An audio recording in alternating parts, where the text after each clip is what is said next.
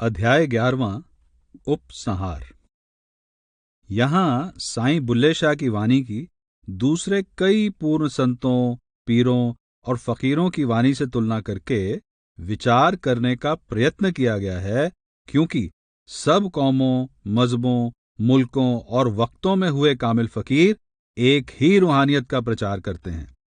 हजूर स्वामी जी महाराज फरमाते हैं, संत फकर बोली जुगलू पद दो एक अखंड, अर्थात संतों और फकीरों की बोली अलग अलग है, परंतु वे वर्णन एक ही अनश्वर सत्य का करते हैं। आज के वैज्ञानिक युग में यह बात समझनी कठिन नहीं कि जिस प्रकार एक वस्तु को अंग्रेजी, फ्रांसीसी, चीनी, रूसी, हिंदी और जर्मन आदि भाषाओं में अलग अलग नाम दिए जाते हैं, उसी प्रकार हिंदू, मुसलमान, ईसाई, पारसी, यहूदी, चीनी और यूनानी कामिल फकीरों ने एक ही रूहानी सत्य को अपनी अपनी भाषा में अनेक प्रकार से प्रकट करने का प्रयत्न किया है। परमात्मा की सृजनात्मक शक्ति और मुक्तिदाता शक्ति को ही संतों महात्माओं ने सच्चा कलमा, सच्चा नाम, सच्चा शब्द, सरोश, मैमरा, ताओ आदि अनेक नामों से पुकारा है। भाषा का छिलका उतारकर सत्य की गिरी तक पहुंचने की आवश्यकता है। जिस प्रकार भाखड़ा नंगल आदि बिजली पैदा करने वाले बड़े बिजली घर, शहरों व कस्बों में लगे बिजली घर और छोटे से बल्ब में कार्यशील बिजली की शक्ति एक ही है, परंतु उसके कार्यशील होने का स्तर और रूप भिन्न भिन्न हैं, उसी प्रकार कर्ता पुरुष, सद्गुरु और आत्मा तीनों में कार्यशील शक्ति एक है, परंतु उसके कार्यशील होने के स्तर और रूप भिन्न भिन्न हैं। जिस प्रकार समुद्र, लहर और कतरे का मूल एक है, उसी प्रकार परमात्मा, सद्गुरु और आत्मा का मूल एक है। इस एक मूल तत्व के कारण ही बूंद यानी आत्मा, लहर यानी सद्गुरु से मिलकर सागर यानी परमात्मा में समा सकती है। शहर में फैले हुए बिजली के अथाह जाल और घर में लगी बिजली से तभी लाभ उठा सकते हैं जब रेडियो, पंखे या बल्ब का तार बिजली घर से आ रहे तार से जुड़ा हो। इसी प्रकार प्रभु सृष्टि के कण कण और हर शरीर के अंदर समान रूप से उपस्थित है, परंतु उससे विशेष लाभ वे जीव ही प्राप्त कर सकते हैं जो अपनी लिव, सुरत, आत्मा या आत्मा के तार को शक्ति, ज्ञान और आनंद के अथाह भंडार उस परमपिता परमेश्वर से जोड़ लेते हैं। पूर्ण सद्गुरु अपने स्रोत से टूटी आत्मा, लिव या सुरत को दोबारा उससे जोड़ने वाला कुशल इंजीनियर है। रूहानी उन्नति आत्मा को अंदर कलमे, शब्द या नाम से जोड़ने से होती है, परंतु शब्द से लिव पूरे सद्गुरु की सहायता से जुड़ती है। गुरु रामदास जी कहते हैं कि संसार में आई आत्मा माया के प्रभाव से अपने मूल से टूट चुकी है, जिस कारण यह आशा तृष्णा की कभी न शांत होने वाली आग में जल रही है। आदि ग्रंथ में आता है, जैसी अगन उदर में तैसी बाहर माया, माया अगन सब इको जेही करता खेल रचाया, जा तिस पाणा तां जम्मया परवार भला पाया, लिव छुड़की लग्गी तृष्णा माया अमर वर्ताया। आप कहते हैं कि अपने मूल से टूटी लिव सद्गुरु की कृपा से दोबारा अंदर जुड़ जाए तो जीव माया में रहते हुए भी इसके प्रभाव से निर्लेप हो जाता है और परमात्मा से मिलकर सदा के लिए सुख प्राप्त कर लेता है। आदि ग्रंथ में लिखा है, ऐ माया जित हर विसरे मोह उपजे पाओ दूजा लाया, कहे नानक गुर प्रसादी जिना लिव लागी तिनी विच्चे माया पाया। परमात्मा ने प्रत्येक जीव के अंदर शक्ति, ज्ञान और आनंद के अथाह भंडार रखे हैं, परंतु जीव अनाथों की भांति बाहर ठोकरें खा रहा है। हजूर महाराज चरण सिंह जी सत्संग में अक्सर फरमाते थे कि जिस मनुष्य के घर के अंदर करोड़ों रुपयों का खजाना दबा हो और वह सड़कों पर कौड़ियां मांगता फिरे, तो उस भले मानस को समझदार कौन कहेगा। भीखा साहब समझाते हैं कि आंतरिक दौलत प्राप्त करने की युक्ति से अनजान होने के कारण ही संसार में परेशान हो रहे हैं। पीखा पूखा को नहीं, सबकी गठड़ी लाल, गिरह खोल न जानसी, ताते भय कंगाल। कामिल फकीर या संत महात्मा इस गुप्त खजाने को प्राप्त करने का भेद समझाते हैं। वे मन और माया के बंधनों में फंसे जीवों को इन बंधनों से मुक्त होने की युक्ति सिखाते हैं, ताकि वे जीते जी पूर्ण शक्ति, पूर्ण ज्ञान और पूर्ण आनंद के देश में पहुंच जाएं और दीन तथा दुनिया, लोक तथा परलोक दोनों संवार लें। दुख इस बात का है कि लोग उनकी बात समझने, मानने और उनके उपदेश पर अमल करने के लिए तैयार नहीं होते। साईं बुल्ले शाह अपनी काफी रैन गई लटके सब तारे में संकेत करते हैं कि संसार में इसकी असलियत को समझ कर रहना चाहिए और संसार में आकर यहां आने के वास्तविक उद्देश्य को सदा आंखों के सामने रखना चाहिए। झूठी रचना की ओर से मुंह मोड़कर सच्ची वस्तु की प्राप्ति का प्रयत्न करना चाहिए, अन्यथा काल रूपी मृग खेत को अवश्य उजाड़ देगा। आप कहते हैं कि नाशवान संसार से कभी स्थायी सुख देने वाली वस्तु नहीं मिल सकती। यहां आकर प्राप्त करने वाली वास्तविक वस्तु वह अमर अविनाशी परमेश्वर है। परमेश्वर रूपी मोती या पारस भी कहीं बाहर नहीं है। रूहानियत और आनंद का वह अथाह सागर जीव के अपने अंदर है। समुद्र के किनारे बैठा व्यक्ति प्यासा मरे तो यह उसकी अपनी नादानी है। रूहानियत के भंडार को प्राप्त करने का साधन कलमा, शब्द या नाम भी प्रत्येक मनुष्य के अपने अंदर है। किसी ब्रह्मज्ञानी या हादी की सहायता से आंतरिक आंख खोलकर उस कलमे या नाम से लिव जोड़ने की आवश्यकता है। लाहा नाम ले लयो सबारे। फिर मनुष्य को अंदर ही रूहानियत के वे अथाह भंडार मिल जाते हैं कि वह जन्म जन्मांतर के भिक्षुक के स्थान पर एक बड़ा शहंशाह बन जाता है।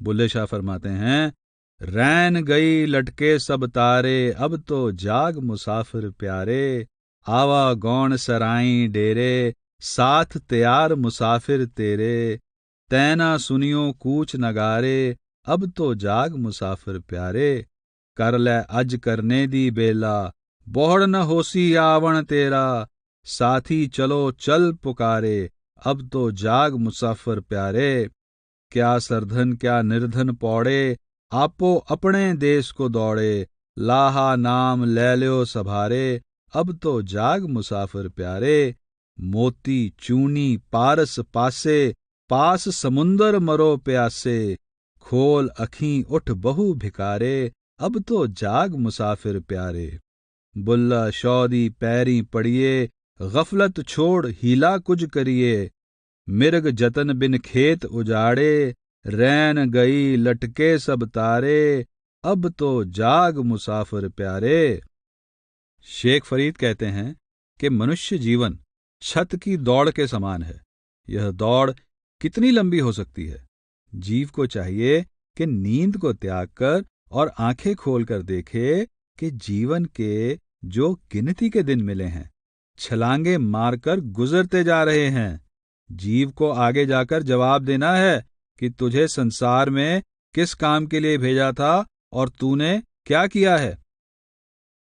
फरीद साहब फरमाते हैं, फरीदा कोठे तुकण केतड़ा, फिर नींदड़ी निवार, जो दे लद्धे गाणवे, गए विलाड़ विलाड़।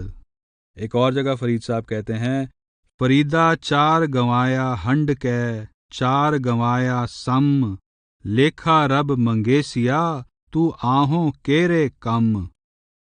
आप जीव को सावधान करते हैं कि तुझे संसार में परमात्मा की भक्ति के लिए और उसके नाम की दौलत इकट्ठी करने के लिए भेजा गया था। यदि तू ये दौलत इकट्ठी नहीं करेगा तो लोक परलोक दोनों में बेइज्जत होगा। परमात्मा की भक्ति के बिना तू मृतक देह से अधिक नहीं। तू बेशक परमात्मा को भूल जा, परंतु परमात्मा की दृष्टि सदा तेरे कर्मों पर है। फरीद साहब फरमाते हैं, फरीदा तिन्हा मुख डरावणे, जिन्ना विसारियोन नाऊं, एथै दुख कनेरियां, अग्गे ठौर न ठाऊं। फरीदा पिछल रात ना जागियों, जीवंदड़ों मोयों, जे तैं रब विसारिया, तां रब ना विसरियों। ख्वाजा हाफिज फरमाते हैं कि यदि तू पुरुष है तो संसार से दिल ना लगा, क्योंकि संसार मुर्दार यानी नश्वर और हेच यानी तुच्छ है। मैं 1000 बार इस विषय की छानबीन कर चुका हूं कि संसार व इसके काम व्यर्थ हैं। साईं बुल्ले शाह जीव को सावधान करते हैं।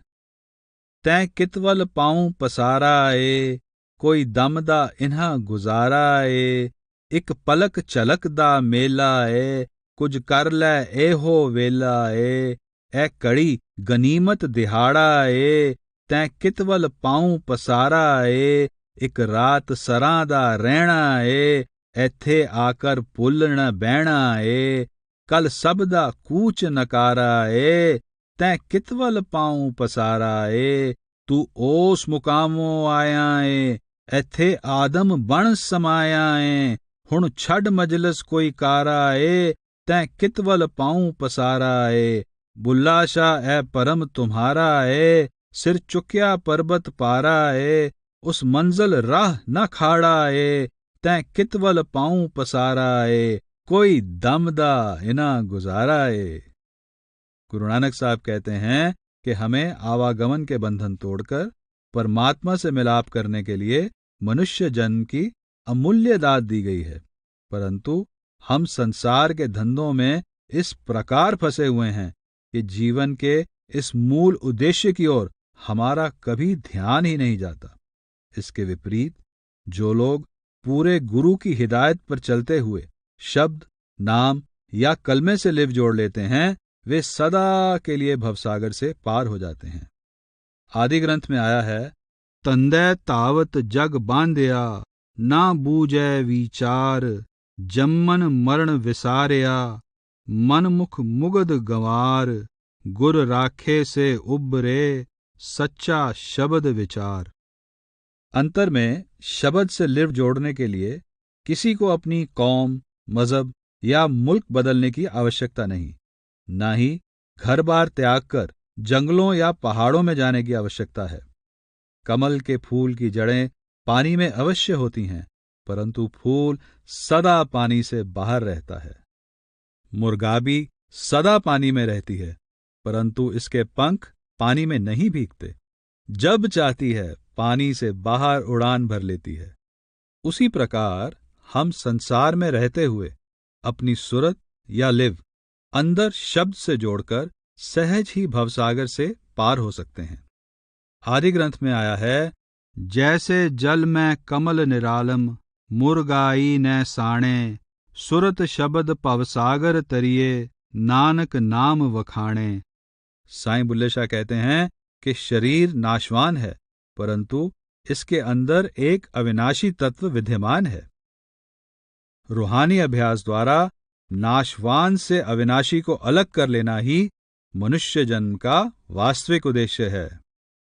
मैं मेरी है कि तेरी है, पर अंत पसमदी टेरी है, टेरी नू हुण केरी है, टेरी नू नाच नचाईदा, हुण किस थी आप छुपाईदा।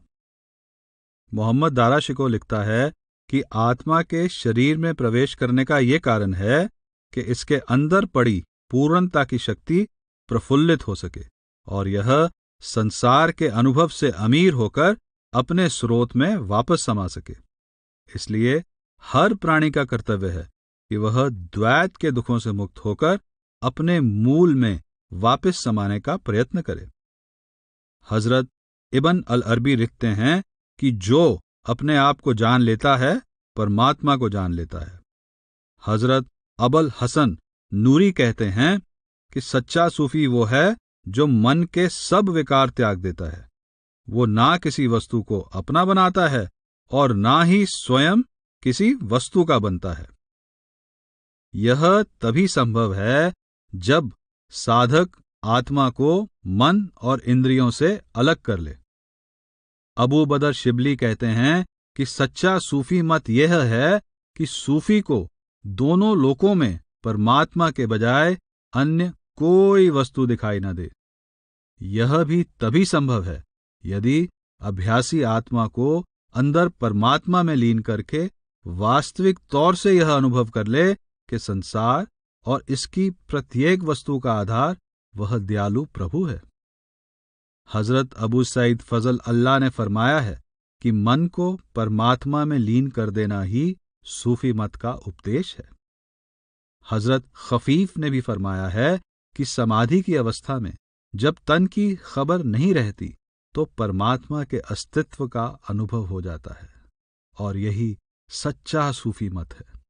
रिजवी लिखता है कि रूहानी अभ्यास के द्वारा सूफी अपने रोम रोम में परमात्मा की विद्यमानता का अनुभव कर सकते थे। इस प्रकार वे ऐसी अवस्था में पहुंच जाते हैं जिसमें भक्त, भक्ति और भगवंत का भेद समाप्त हो जाता है।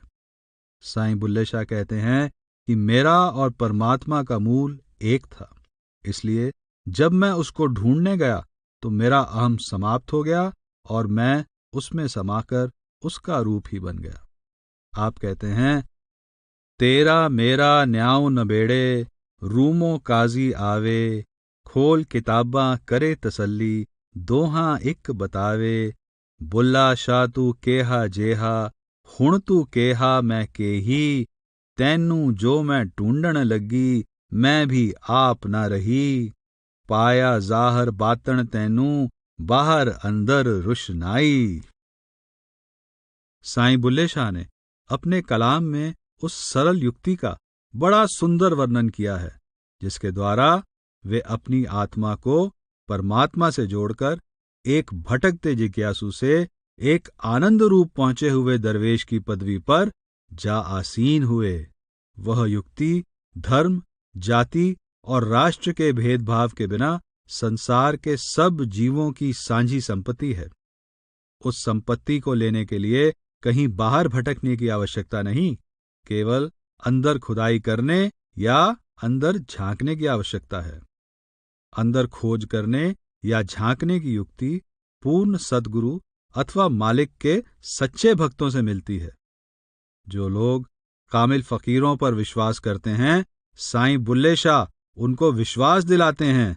आप कहते हैं, जे तू साडे आखे लगे, तैनू तखत बहावांगे, जिसनू सारा आलम ढूंढे, तैनू आण मिलावांगे, जुहदी होके जुहद कमावें, लै पिया गल लावेंगा, हजाब करें दरवेशी कोलों, कद तक हुक्म चलावेंगा।